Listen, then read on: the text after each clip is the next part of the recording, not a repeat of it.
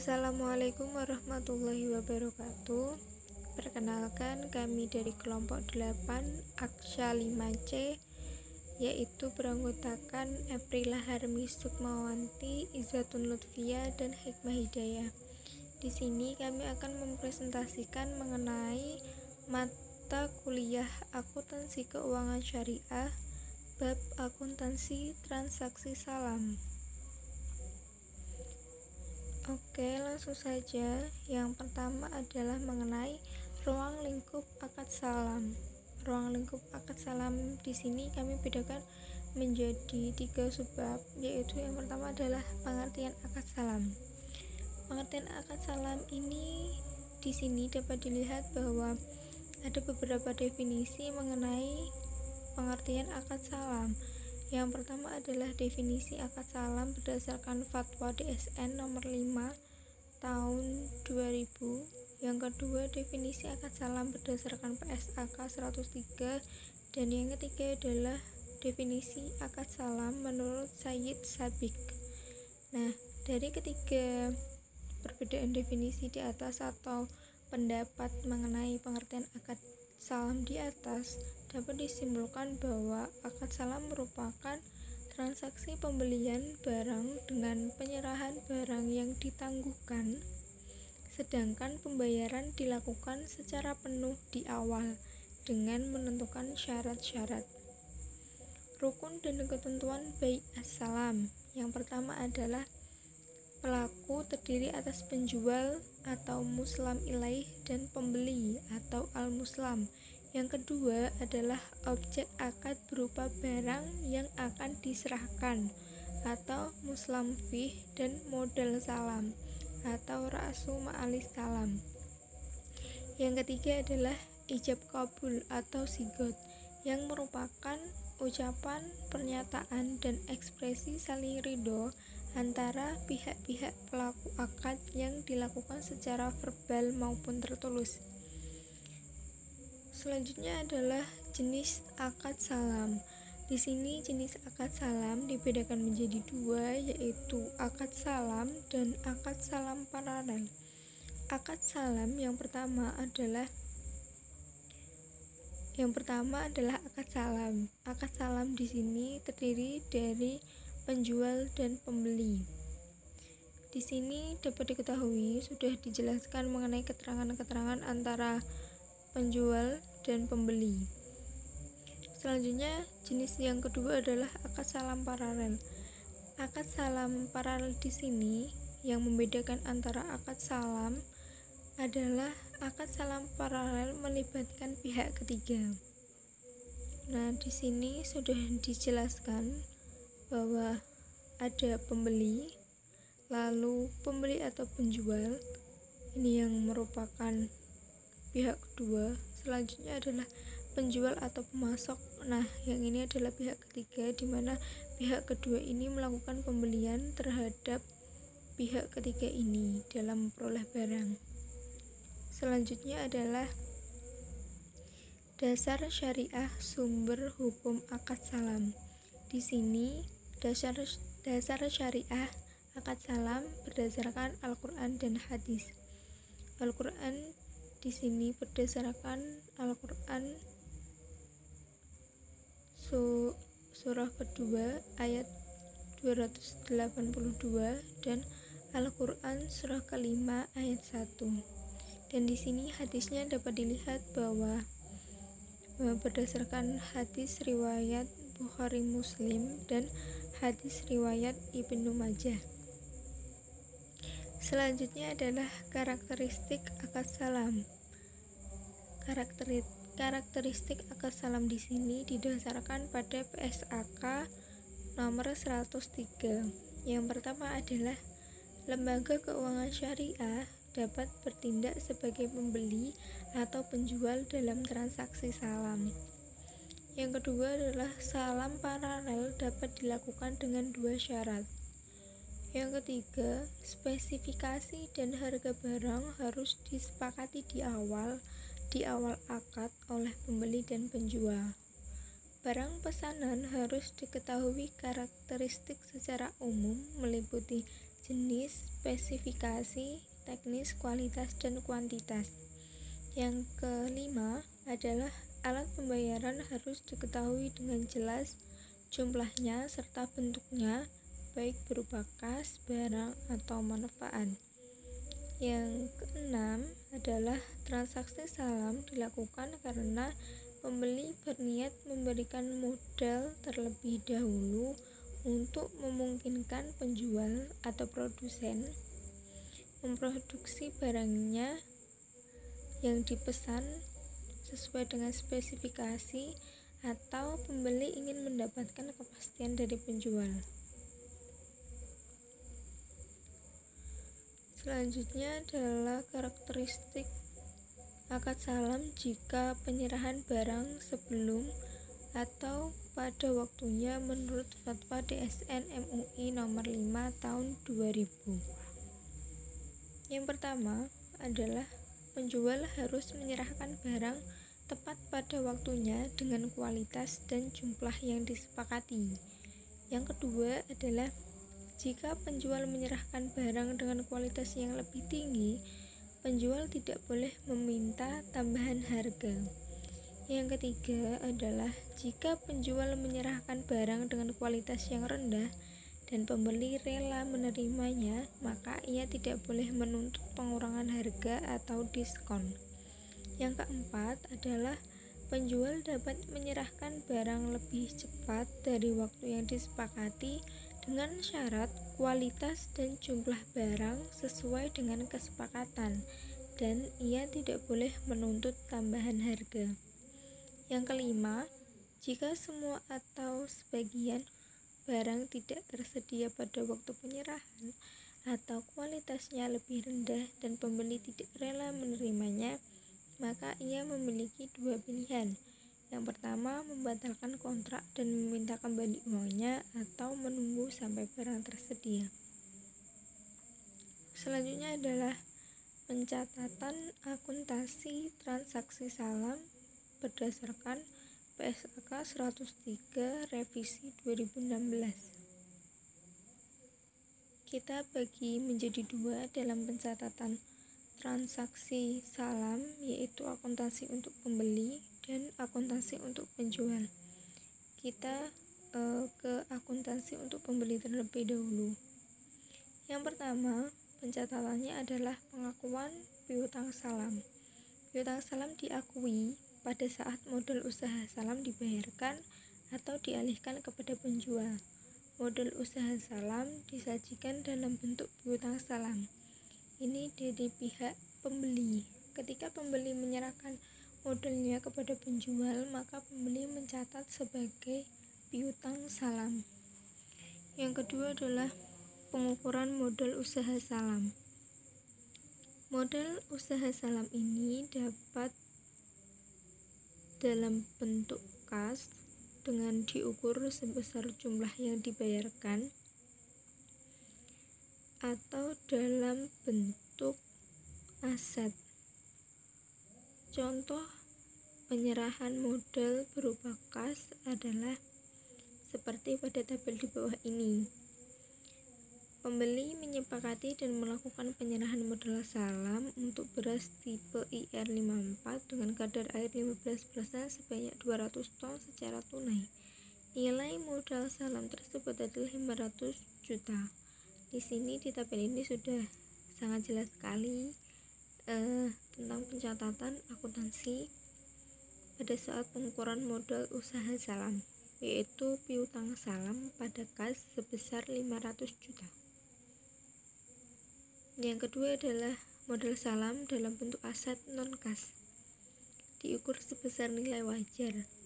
Semisal tadi dia pada saat contoh yang kas menyerahkan modal sebesar 500 juta. Nah, pada saat jenis modal usaha berupa aset non-kas, ini modal salam yang diserahkan pembeli adalah 1 unit mobil Mitsubishi Pickup dengan nilai wajar 500 juta. Nah, di sini ada beberapa metode pencatatan sesuai dengan Kondisi yang pertama, pencatatan apabila nilai wajar lebih rendah dari nilai tercatat. Jika nilai tercatat mobil pembeli adalah sebesar 550 juta, maka pencatatan akuntansinya dapat dilihat pada tabel di bawah ini. Selanjutnya, jika pencatatan nilai wajar lebih tinggi dari nilai tercatat, kebalikan dari yang sebelumnya, yang ini nilai wajarnya lebih tinggi kalau yang sebelumnya nilai wajarnya lebih rendah dari nilai tercatat. Nah, jika nilai tercatat mobil adalah 450, maka pencatatan akuntansinya seperti pada tabel di bawah ini. Oke, next. Nah, menerima barang pesanan. Di sini juga dibagi dengan beberapa kondisi. Yang pertama adalah jika barang pesanan sesuai dengan akad dan maka nilai sesuai dengan nilai disepakati. Pencatatannya seperti di bawah ini. Aset salam pada debit dan piutang salam pada kredit. Piutang salamnya berkurang karena barang sudah diterima. Kondisi yang kedua, jika barang pesanan beda kualitas. Nilai wajar dari barang pesanan yang diterima nilainya dapat sama atau lebih tinggi dari nilai barang pesanan yang tercantum dalam akad, sehingga barang pesanan yang diterima diukur sesuai dengan nilai akad. Contoh, barang pesanan memiliki nilai wajar yang lebih tinggi. Jika nilai wajar beras yang diterima ternyata 520 juta dengan kadar air 12%, maka jurnal yang dibuat adalah seperti di bawah ini. Selanjutnya kondisinya adalah jika nilai wajar barang pesanan yang diterima lebih rendah dari nilai barang pesanan yang tercantum dalam akad, maka barang pesanan yang diterima diukur sesuai dengan nilai wajar pada saat diterima dan selisihnya diakui sebagai kerugian. Contoh, barang pesanan memiliki nilai wajar yang lebih rendah. Jika nilai wajar beras yang diterima ternyata 470 juta dengan kadar air 18%, maka jurnal yang dibuat adalah seperti di bawah ini. Selanjutnya adalah jika pembeli. Kondisi yang ketiga dari penerimaan pesanan adalah jika pembeli tidak menerima sebagian atau seluruh barang pesanan pada tanggal jatuh tempo pengiriman.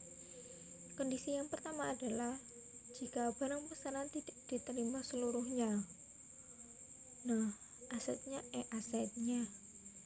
Jurnalnya seperti di bawah ini, yaitu aset salam pada debit dan piutang salam pada kredit.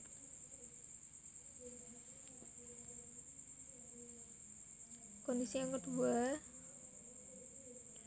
untuk barang yang tidak diterima seluruhnya atau sebagian dari barang yang dikirim dan akad dibatalkan, maka piutang salam berubah menjadi piutang yang harus dilunasi oleh penjual sebesar bagian yang tidak dapat dipenuhi. Jika pembeli menerima barang yang sesuai spesifikasi dan sisanya dibatalkan. Seperti ini.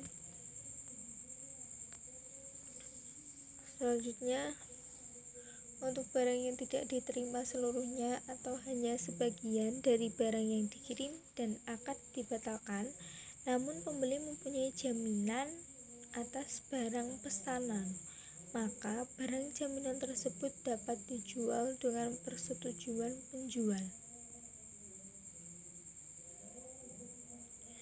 Yang pertama, pesanan tidak diterima tetapi memiliki jaminan. Pembeli menerima pesanan yang sesuai spesifikasi senilai 250 juta. dan sisanya dibatalkan. Penjual memiliki jaminan yang dijual dengan nilai 200 juta, maka jurnalnya adalah kasnya pembeli masuk 200 juta, piutang 50 juta, dan piutang salam berkurang 250 juta.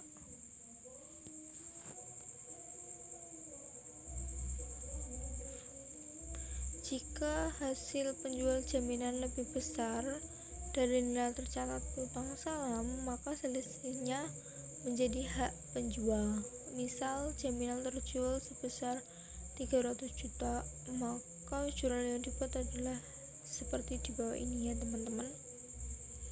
Selanjutnya adalah saat pembayaran kepada penjual untuk kelebihan penjual jaminan. Jurnal yang dibuat adalah utang lain-lain penjualan pada kas sebesar 50 juta.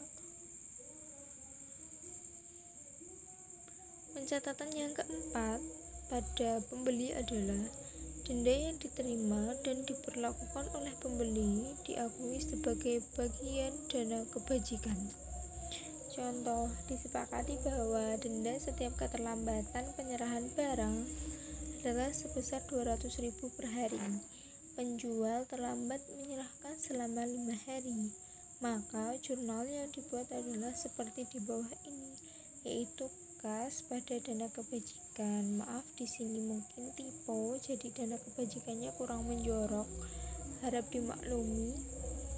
Ini sebesar 1 juta karena dia terlambat selama 5 hari, jadi 5 hari dikali 200.000 dapatnya 1 juta. Pencatatan yang kelima adalah penyajian. Pembeli menyajikan modal usaha salam yang diberikan sebagai piutang salam, piutang yang harus dilunasi oleh penjual karena tidak dapat memenuhi kewajibannya dalam transaksi salam disajikan secara terpisah dari piutang salam. Piutang yang dilunasi oleh penjual karena penjual itu tidak memenuhi kewajibannya itu dipisahkan dari piutang salam.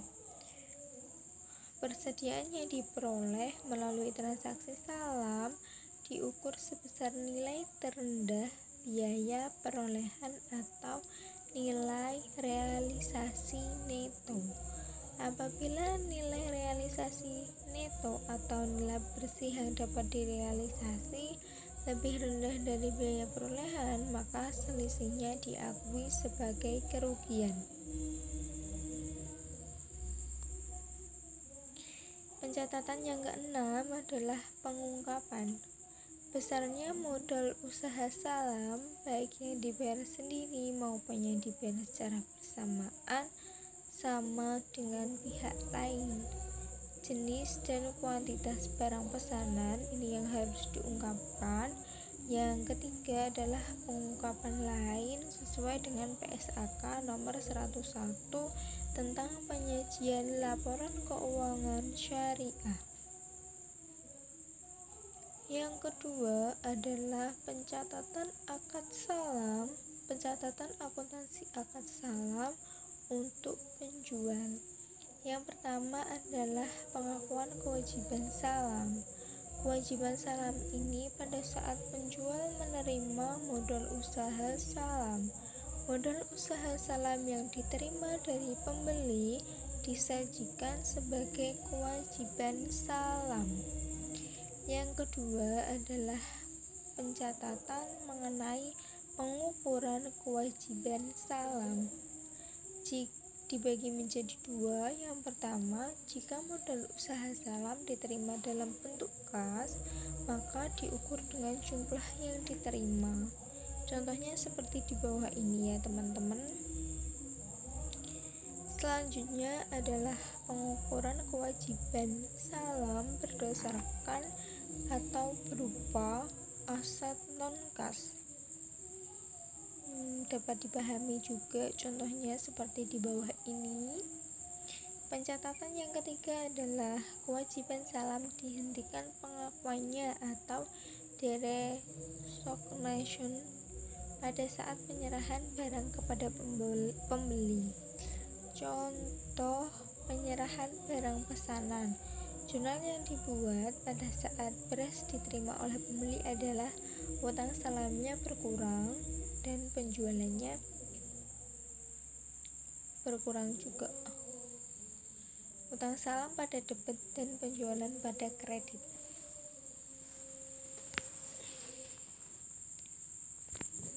Selanjutnya pencatatan yang nomor 4 adalah saat tanggal penyerahan, penjual gagal memenuhi akad salam. Ada beberapa kondisi. Yang pertama adalah barang pesanan tidak sesuai akad. Dari jumlah 200 ton yang dikirim, ternyata hanya 100 ton yang sesuai dengan spesifikasi, sedangkan sisanya tidak sesuai spesifikasi. Maka, yang pertama, jika pembeli memperpanjang tanggal pengiriman, maka nilai tercatat utang akad salam menjadi sebesar bagian yang belum dipenuhi sesuai dengan nilai yang tercantum dalam akad. Di sini dapat dilihat bahwa utang salam pada penjualan sebesar 250 juta. Yang kedua adalah jika pembeli membatalkan sebagian atau seluruhnya, maka utang salam berubah menjadi utang yang harus dilunasi oleh penjual sebesar bagian yang tidak dapat dipenuhi. Jika pembeli hanya menerima barang yang sesuai spesifikasi sebanyak 100 ton dan sisanya dibatalkan, yaitu utang salam pada utang-utang lain pembelian.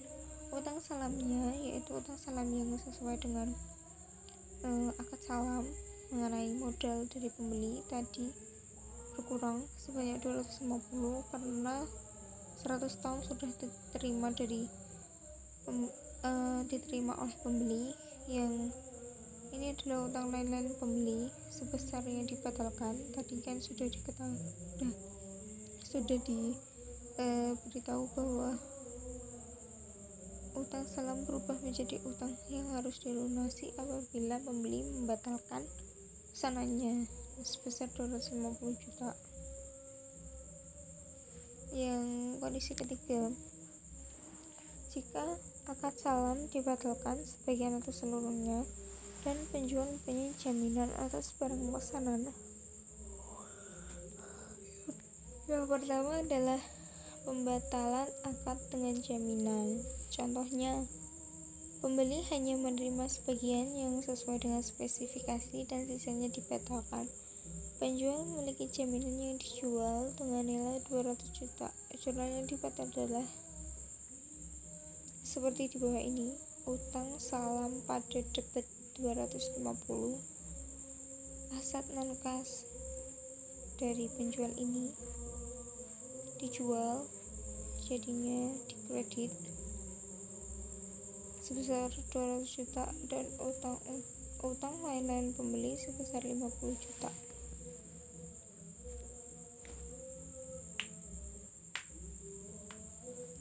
Jika hasil penjualan jaminan tersebut lebih besar dari nilai yang tercatat utang salam, maka selisihnya menjadi hak penjual. Contohnya seperti di bawah ini.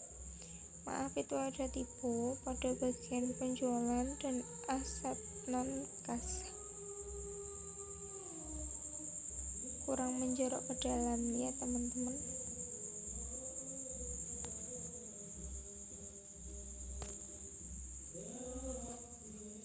Selanjutnya adalah saat menerima pembayaran dari penjual untuk kelebihan penjual jaminan.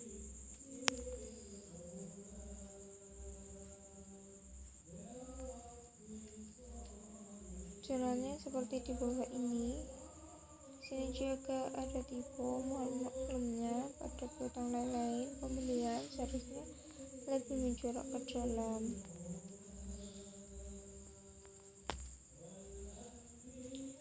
Pencatatan yang nomor 5 adalah jika penjual melakukan transaksi salam paralel, selisih antara jumlah yang dibayarkan oleh pembeli akhir dan biaya perolehan barang pesanan diakui sebagai keuntungan atau kerugian pada saat penyerahan barang pesanan oleh penjual ke pembeli. Di sini ada beberapa contoh, yaitu contoh pembelian aset tetap dapat dilihat ya teman-teman, dan contoh penyerahan aset salam. Di sini pada tabel penyerahan aset salam dan keuntungan salam kurang menjorok ke dalam ya teman-teman, kami mohon maaf atas ketidaknyamanannya. Yang pencatatan nomor 6 adalah pada akhir periode laporan keuangan. Persediaan yang diperoleh melalui transaksi salam diukur sebesar nilai terendah antara biaya perolehan dan realisasi neto. Yang ketujuh adalah penyajian. Penjual menyajikan modal usaha saham yang diterima sebagai kewajiban saham. Yang terakhir adalah pengungkapan piutang saham kepada produsen dalam saham paralel yang memiliki hubungan istimewa, jenis dan kuantitas barang, dan pengungkapan lain sesuai dengan PSAK 101. Demikian presentasi dari kelompok kami. Apabila ada salah-salah kata atau sesuatu hal yang tidak mengenakan, kami mohon maaf. Wabillahi taufiq wal hidayah. Wassalamualaikum warahmatullahi wabarakatuh.